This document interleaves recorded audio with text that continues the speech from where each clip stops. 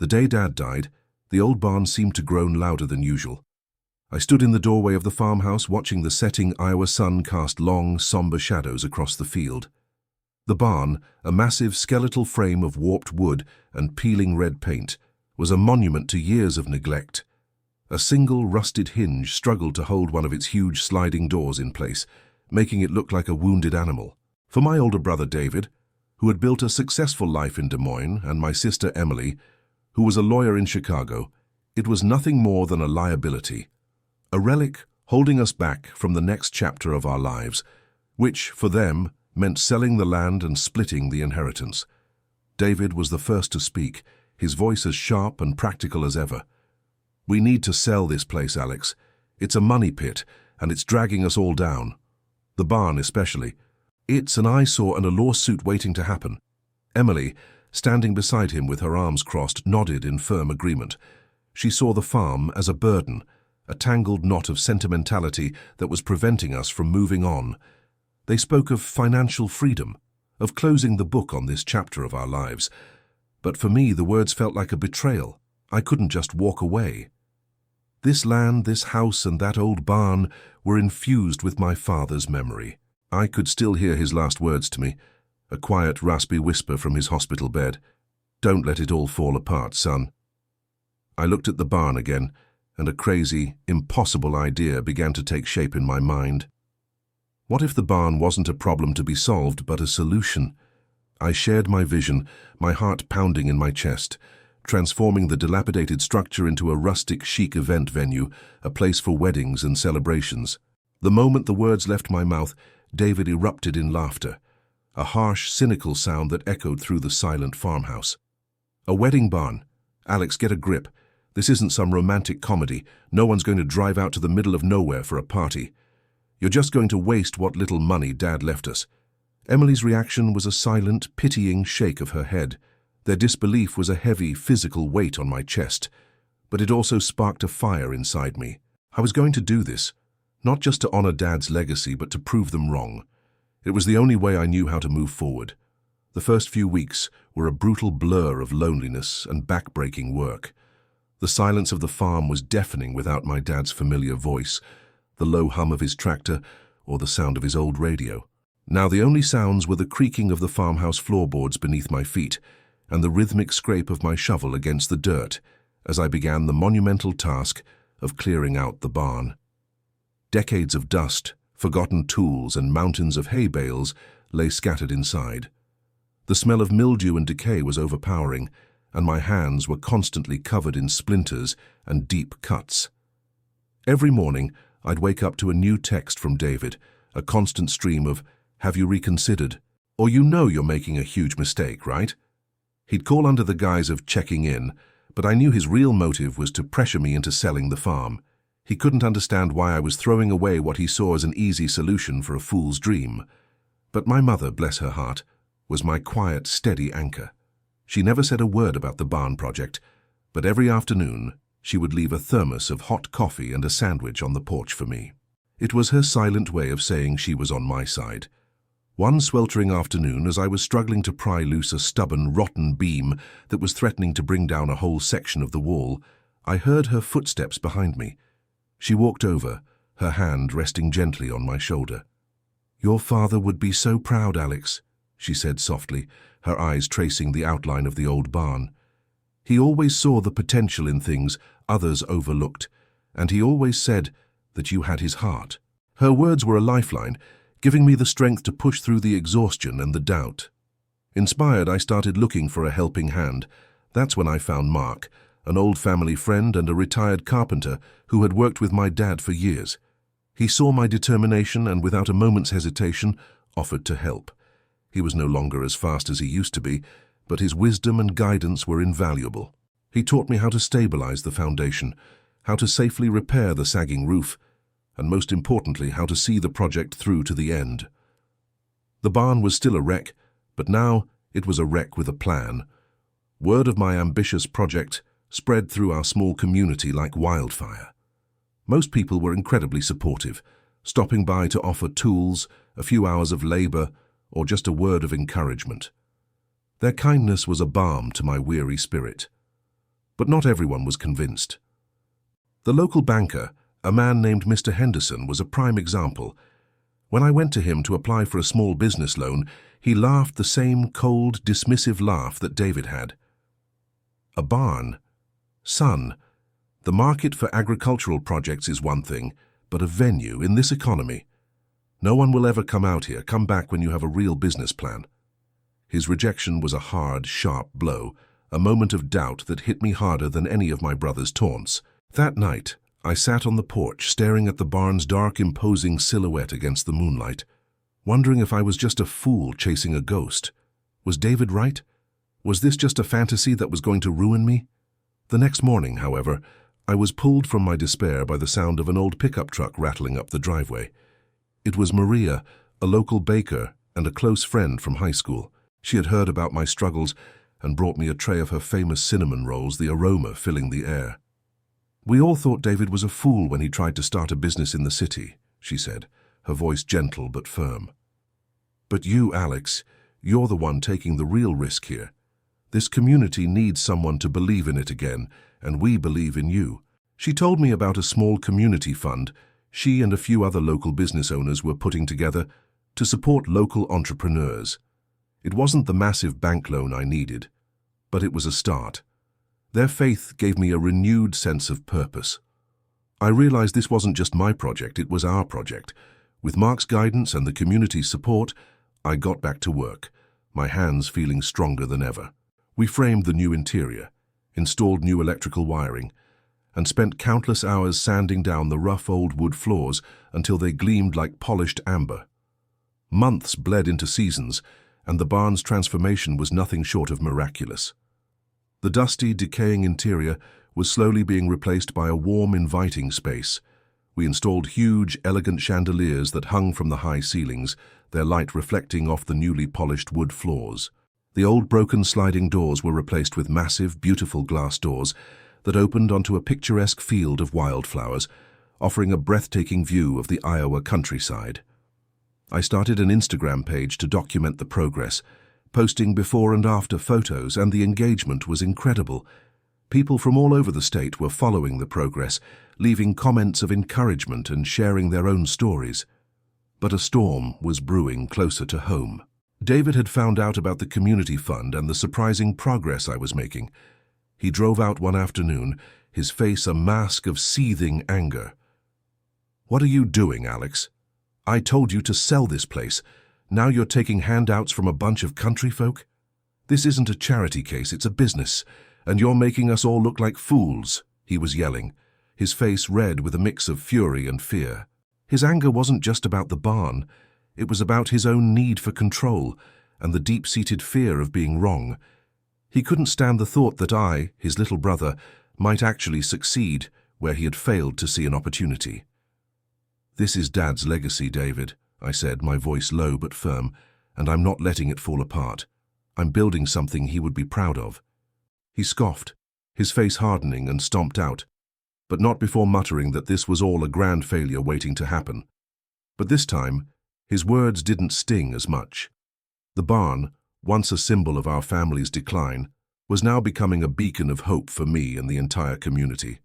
Soon after, I got my first inquiry, a young couple looking for a unique wedding venue. That first booking was an incredible moment. It was the sign I had been waiting for, a clear indication that I was on the right path. Don't miss what happens next. The plot is about to get even more intense. Subscribe to our channel now to see how Alex's story unfolds. The final stretch was a race against time, a furious push to the finish line. The first wedding was scheduled for the end of summer, and there was still so much to do.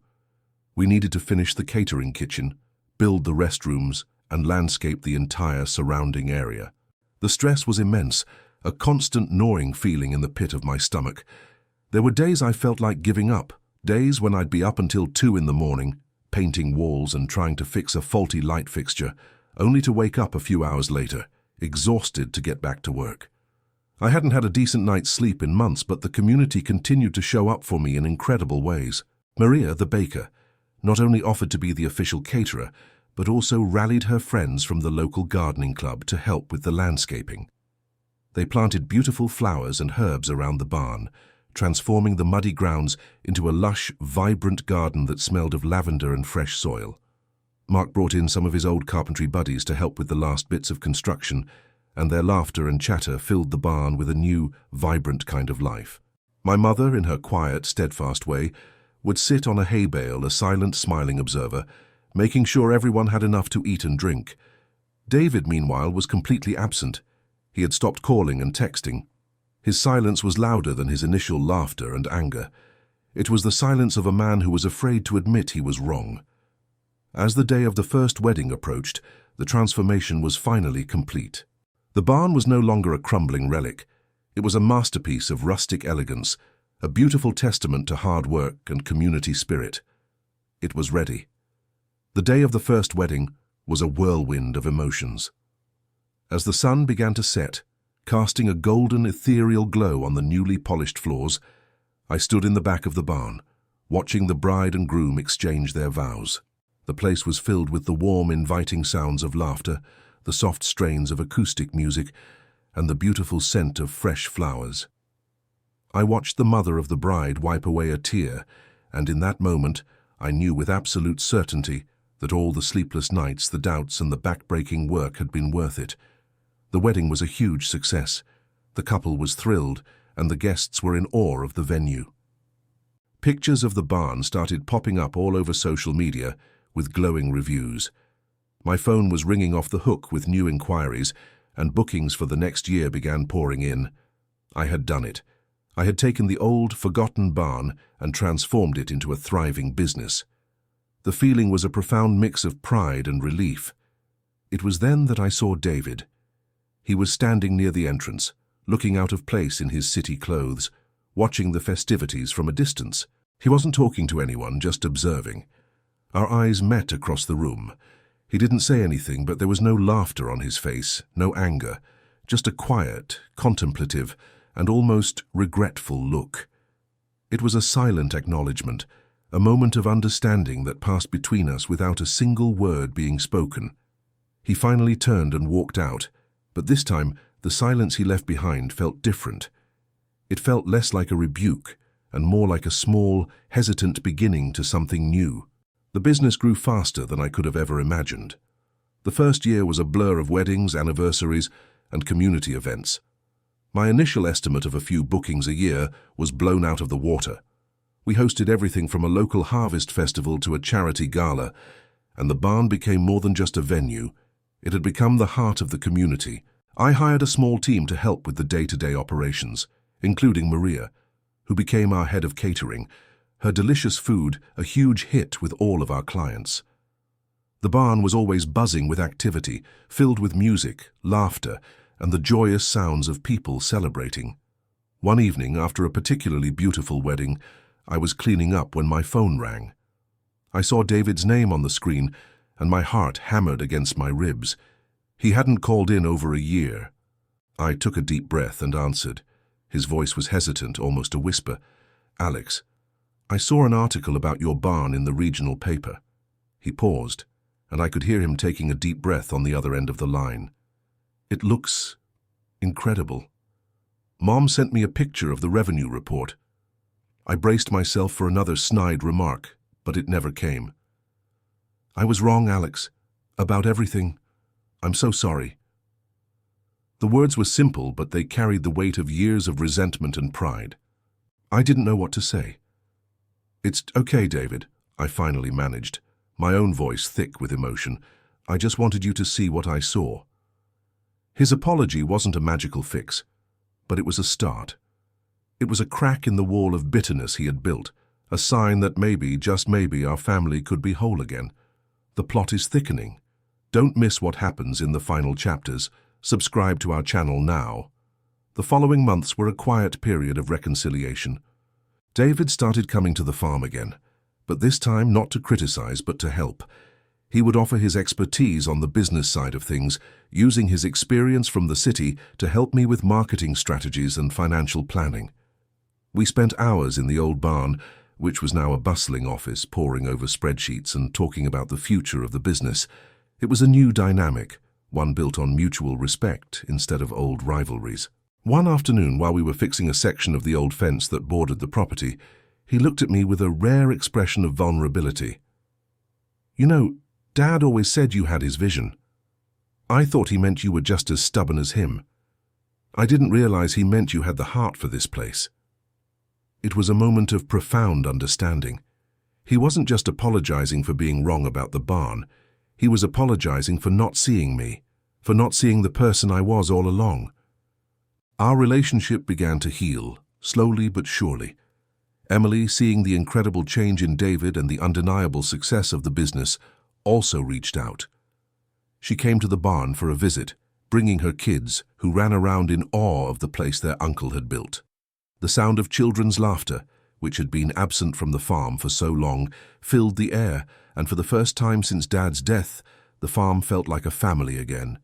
The barn had not only been transformed, but it had also become a place that brought us all back together. The barn's success continued to grow exponentially, reaching that incredible $2 million valuation in less than 2 years. It was more than a business. It was a living testament to what could be achieved with passion, hard work, and the unwavering support of a community. The old barn was completely unrecognizable. Its faded, peeling paint had been replaced by a beautiful, rich red that seemed to glow under the Iowa sun, and its rusty, groaning hinges were a distant, forgotten memory. Inside, the space was always filled with light and life, a vibrant energy that hummed in the air. The massive iron chandeliers glittered, casting a warm glow on the polished wood floors, which shone like a calm river.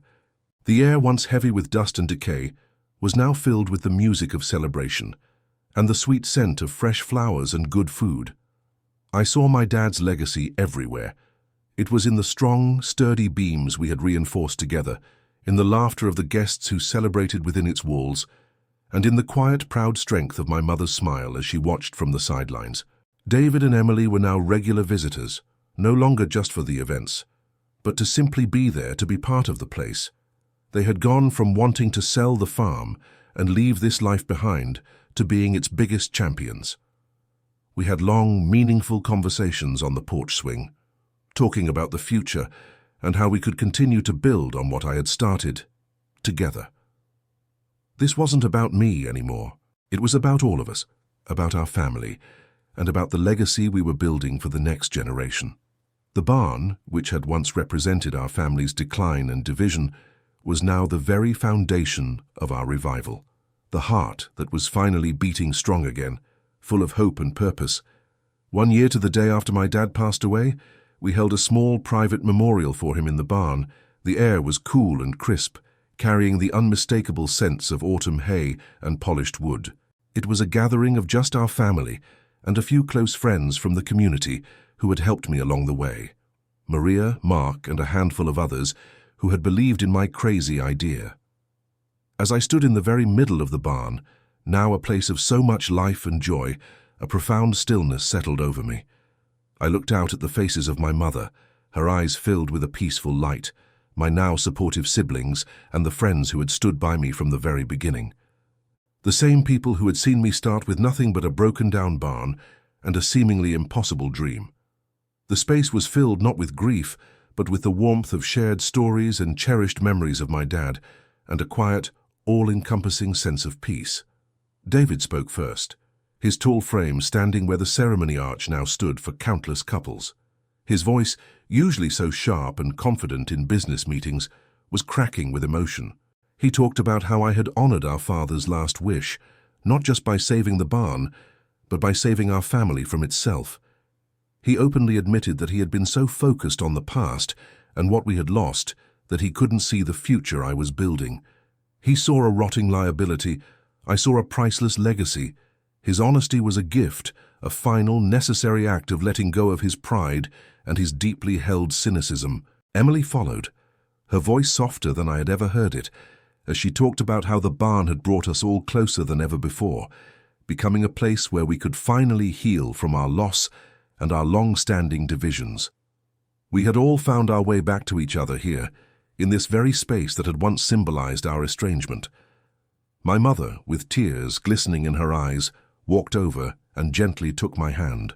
Looking out at the beautiful restored space where we now stood, she simply said, "Your father would have loved this.